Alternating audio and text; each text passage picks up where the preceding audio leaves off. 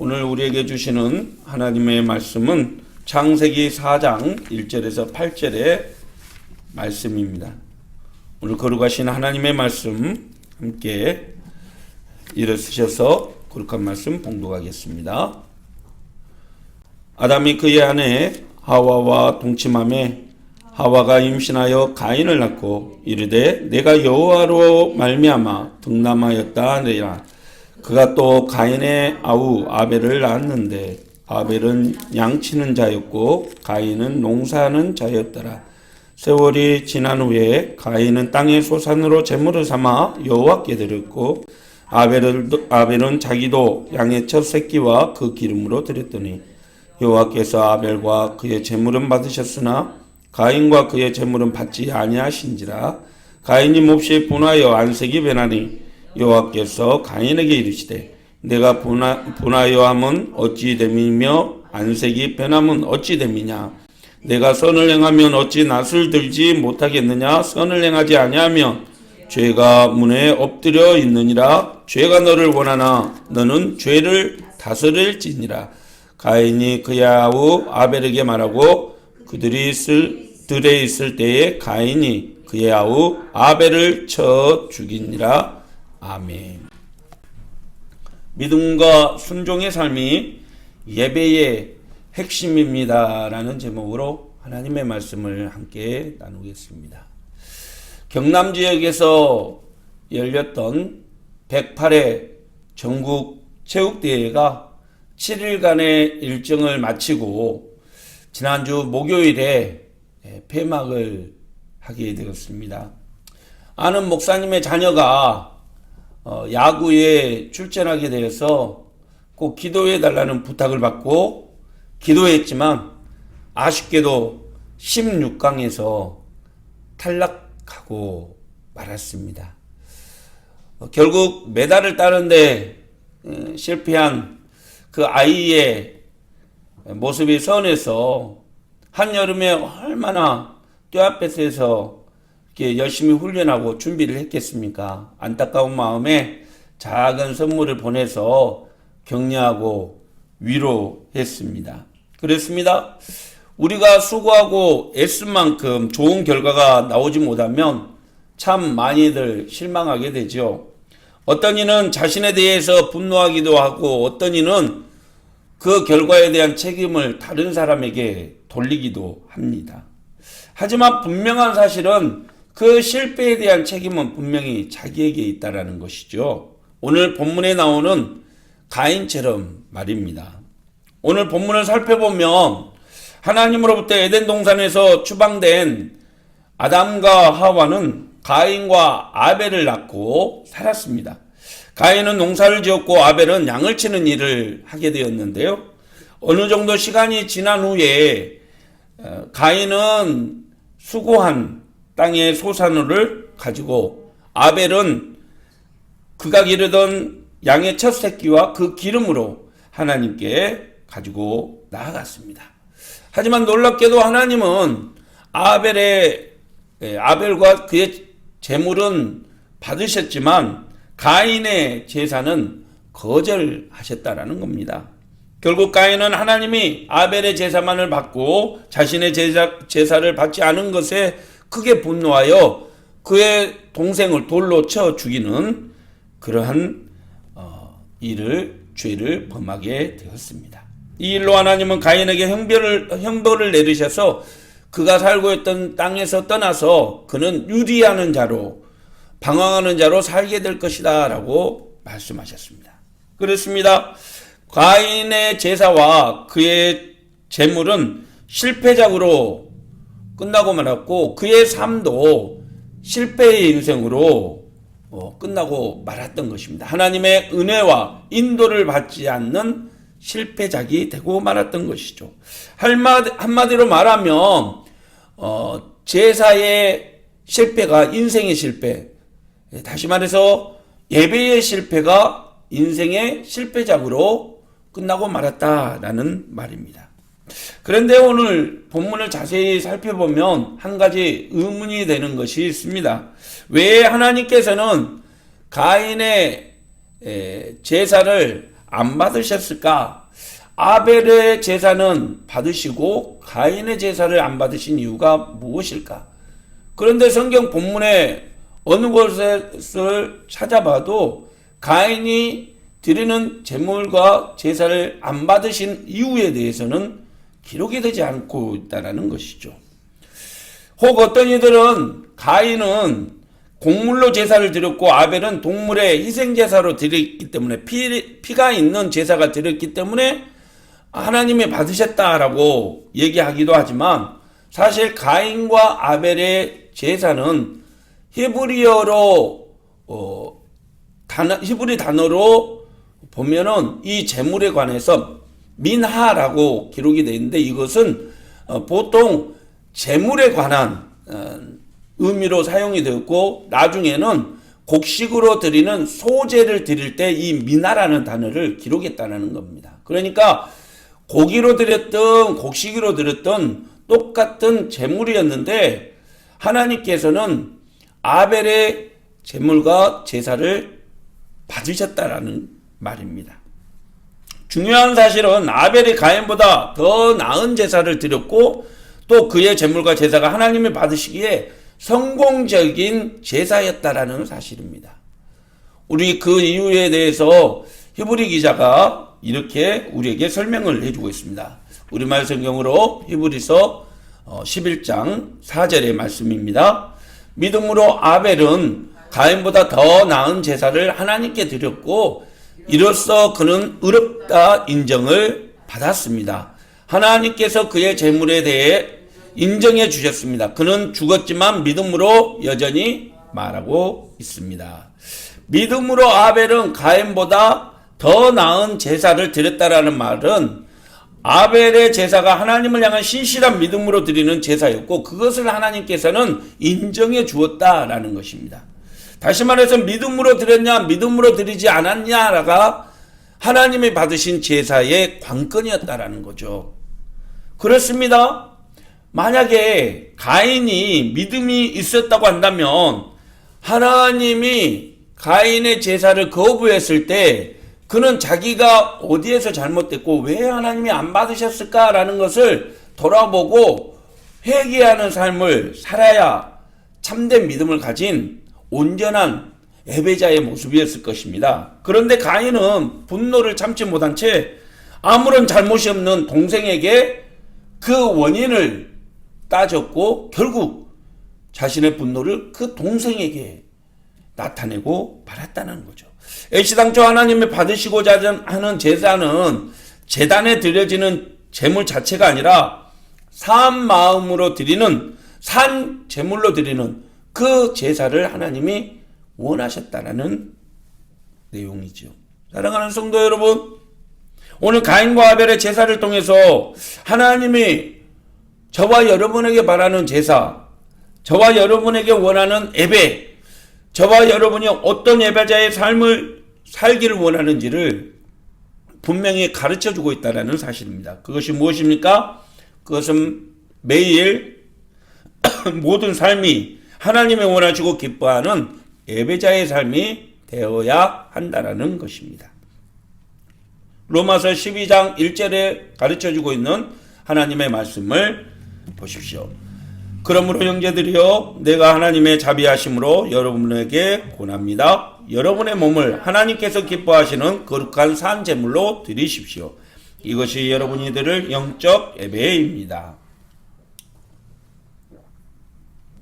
바울은 예수님 때문에 구원받은 성도는 자신의 몸에 대한 권리를 하나님께 이양해 주어야 된다. 다시 말해서 하나님이 기뻐하는 산제물, 하나님이 원하는 삶을 살아야 된다라고 말하고 있습니다. 하나님이 원하는 산제물의 의미는 무엇일까요? 그것은 첫째, 그리스도의 향기를 나타내는 삶을 살아야 한다는 거죠. 고깃집에 가면 고기 먹고 나오면 뭐가 배요? 고기 냄새가 배고, 커피집에 가서 커피 한 잔 먹고 나오면 커피 볶은 그 커피 냄새가 몸에 배어 있게 마련입니다. 예배를 드리고 나가는 성도의 삶에는 예배의 향기가 배어 있어야 된다는 거죠. 그리고 그 예배의 향기로 세상을 이렇게 변화시켜 나가야 된다는 것입니다. 그것이 하나님을 기쁘시게 하는 온전한 예배자의 모습인 것이죠. 그렇습니다. 우리는 세상에 살아가면서도 세상이 감히 우리를 어쩌지 못하는 거룩한 예배자입니다. 하나님이 원하는 그런 모습으로 살아가야 한다는 것이죠. 두 번째로는 세상의 가치관이 아니라 하나님의 뜻을 따르는 그러한 삶을 살아가야 한다는 것입니다. 이것이 하나님이 원하는 거룩한 제사, 산 제물의 의미죠. 겉으로는 다 똑같습니다. 어떤 분이 이렇게 줄을 서고 있는데 당신은 사랑받기 위해 태어난 사람 이렇게 노래를 흥얼거리고 있는 거예요. 그래서 야 교회 다니십니까? 제가 목사인데요. 그랬더니 아니요 저는 절에 다닙니다. 이렇게 대답을 하더라고요. 말로는 똑같이 세상에서 구별점이 없이 그렇게 살아가는 거죠. 그런데요 놀랍게도 그 사람이 하나님의 말씀대로 살아가느냐 하나님의 말씀을 이렇게 순종하며 살아가느냐 그 뜻을 이행하며 살아가느냐에 따라서 하나님의 자녀냐 아니면 하나님을 믿지 않는 세상 사람이냐가 달라진다라는 겁니다.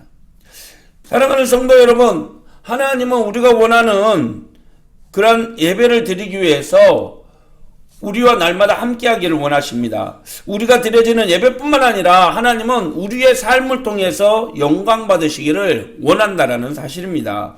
주일만 예배드리고 나머지는 내 마음대로 살아간다 라는 것은 하나님이 원하는 뜻이 아니라는 거죠. 그런 사람을 썬데이 크리스찬이라고 말합니다. 주일만 예수 믿는 사람, 주일만 하나님의 자녀라는 거죠. 그런 사람들은 경건의 모양만 있고 경건의 능력이 없는 사람이라고 바울은 얘기하고 있습니다. 그렇습니다. 우리가 살아가는 세상 속에서, 직장 속에서, 학교 속에서, 사회 속에서 자신의 삶의 주인이 하나님이라고 당당히 고백하고 그런 삶을 살아갈 수 있는 사람이 진정한 예배자, 하나님이 기뻐하는, 하나님이 원하시는 산제물, 산제사를 드리는 성도임을 여러분 기억하시길 바랍니다.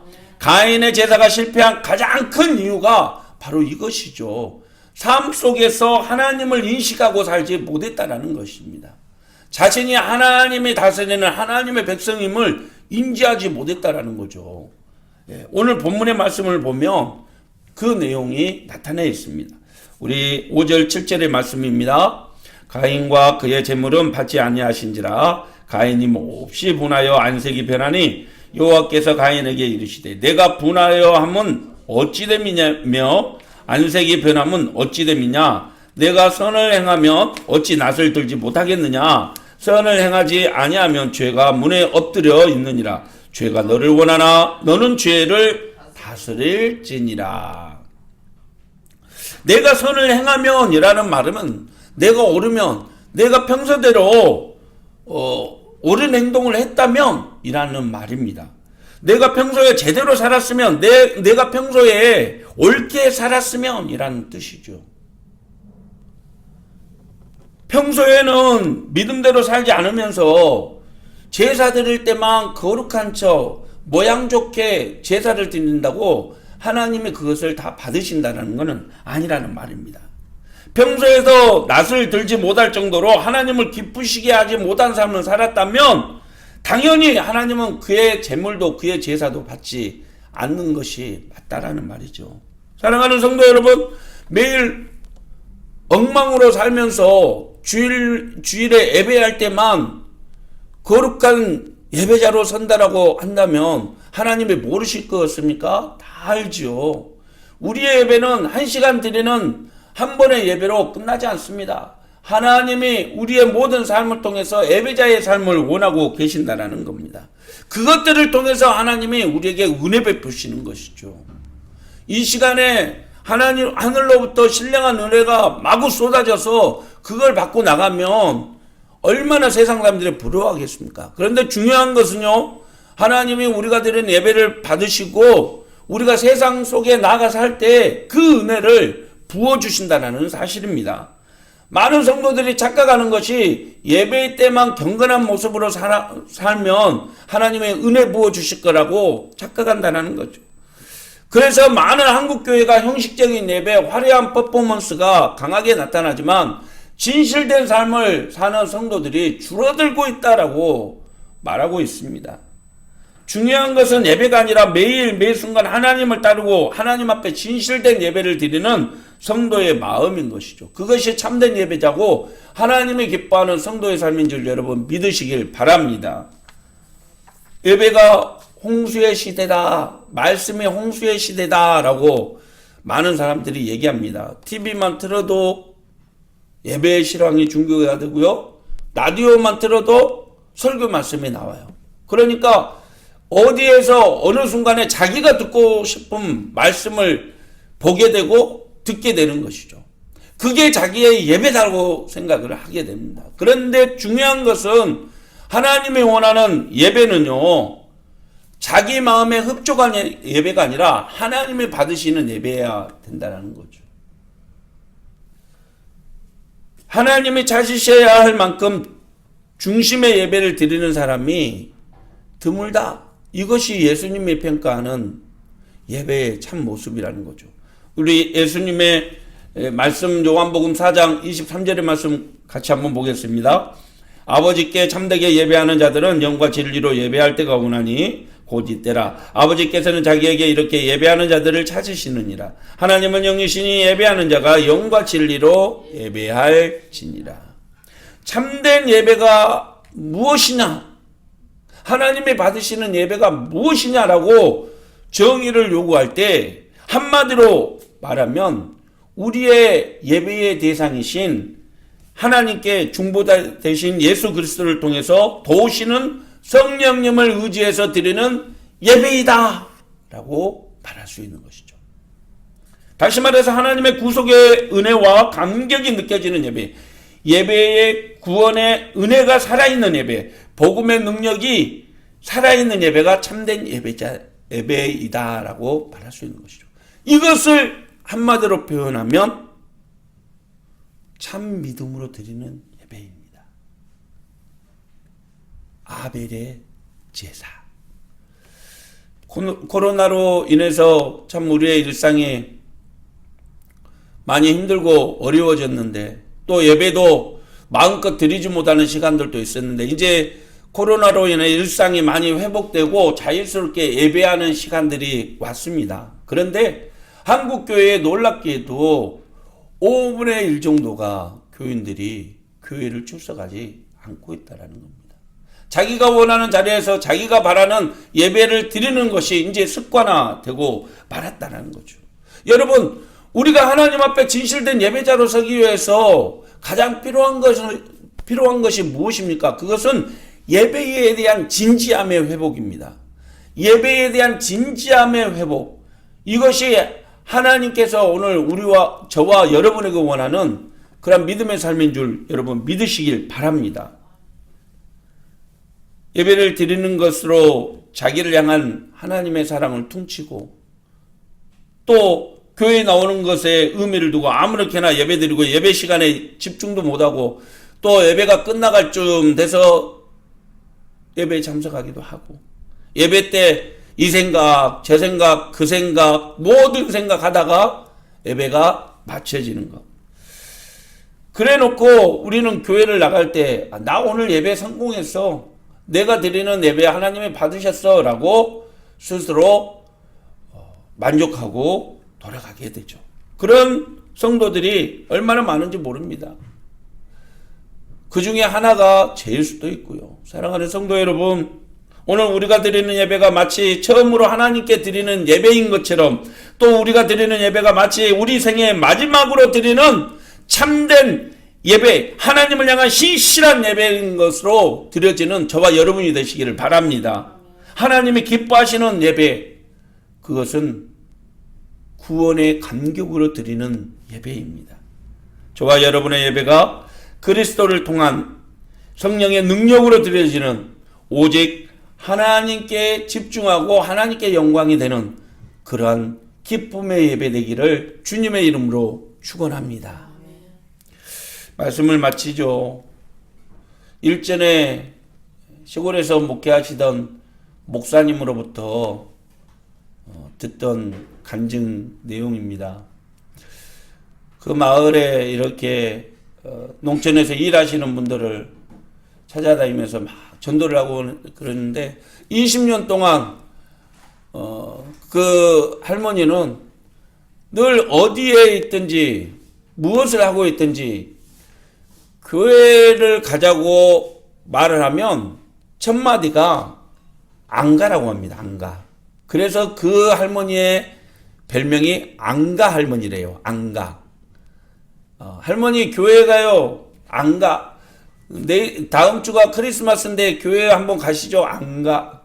부활주일인데 꼭 할머니 한 번만 교회 가시죠. 안 가. 그래서 할머니 이름이 안가 할머니였대요. 그런데 이 할머니에게 서울에서 정말 아끼는 손녀딸이 있는데 그 손녀딸이 그만 병으로 이렇게 투병을 하고 말았다는 겁니다. 그리고 할머니가 찾아왔을 때 그 할머니에게 이 손녀딸이 간절하게 복음을 전했다는 거죠. 그리고 그 손녀딸이 전국에 간 뒤에 이 할머님이 결심을 했대요. 그래서 할머니가 마음을 고쳐먹고 목사님이 그래도 혹시나 마음이 달라졌나 하고 가서 할머니 교회 한번 나가시죠. 손녀딸의 소원이기도 하지 않아요. 그랬더니 할머님이 그러더래요. 나가. 그래서 그 다음부터 할머니의 별명이 나가 할머니로 바뀌어졌다는 거예요. 근데 놀랍게도 그 다음부터 이 할머니가 이게 자기가 지금까지 70평생 살아왔던 그 삶의 태도를 하나하나 바꿔나가는데 목사님이 보시기에도 무서울 정도로 옛 모습과 달라진 그러한 모습으로 예배에 나오시더라는 겁니다. 근데 하루는 할머니가 교회 마당에 들어설 때부터 신발을 벗고 이렇게 올라오시더래요. 그래서 목사님이 아이고 할머니 왜 신발을 벗고 올라오십니까? 신발 신고 들어오세요. 신발 신고. 그랬더니 이 할머니가 그런 말씀을 하시더래요. 날 구원하려고 예수님이 십자가에서 그렇게 죽으시고 나 때문에 고통받으시고 나를 구원해 주셨는데 내가 어떻게 그 은혜에 갚을 길도 없고 그 고마움을 표현할 길도 없고 그래서 내가 신발 벗고 이렇게 들어갑니다 하고 교회를 나오더라는 겁니다. 그것이 진심으로 자신을 구원해 준 하나님의 은혜 앞에 감사하는 예배자의 모습이 아닐까요? 저와 여러분의 예배가 구원의 감격이 살아있는 예배가 되기를 축원합니다. 저와 여러분의 삶이 구원의 감격으로 살아가는 은혜의 삶 되기를 축복합니다. 여러분 할머니의 마음 가운데 아벨의 제사가 생각이 납니다. 자신의 모든 것을 드려도 더 드리고 싶고 구원의 감격과 은혜가 담겨져 있는 예배, 그것을 하나님이 기뻐 받아주시는 것이죠. 아무리 잘 먹고 잘 입고 아무리 좋은 집에 살아도 사실 마음이 평안치 않으면 행복하지가 않지요. 성경을 많이 읽고 많이 알고 전도를 많이 하고 좋은 직분을 갖고 있어도 여러분 예배에 실패하면 마음이 편치 않습니다. 저와 여러분의 예배 날마다 성공하는 예배가 되기를 축원합니다. 하나님이 기뻐하고 하나님이 원하는 그런 예배 되기를 축원합니다. 온전한 믿음과 신실한 모습으로 하나님이 기뻐하는 아름다운 예배를 드립시오. 그리고 하나님이 기뻐하는 순종의 삶을 사십시오. 반드시 하나님께서 저와 여러분을 성공의 인생으로 승리의 인생으로 이끌어 주실 것입니다. 기도하겠습니다. 사랑의 하나님 아버지, 오늘 또 우리가 드리는 예배가 구원의 감격과 살아있는 예배가 되기를 축복합니다. 하나님의 은혜가 임하여 주시옵소서. 하나님의 말씀을 묵상하며 기도하겠습니다. 사랑의 하나님 아버지, 오늘 또 우리가 드리는 예배가 구원의 감격과 살아있는 예배가 되기를 축복합니다. 하나님의 말씀을 묵상하며 기도하겠습니다. 아벨의 제사처럼 구원의 은혜, 복음의 간격에 살아 숨쉬는 그러한 예배가 되기를 원합니다. 언제나 하나님이 기뻐하는 아름다운 예배, 그런 예배자의 삶을 살아가는 저희들 되게 하여 주시옵소서. 그래서 하나님이 저희의 인생을 책임지시고 승리케 하여 주시옵소서.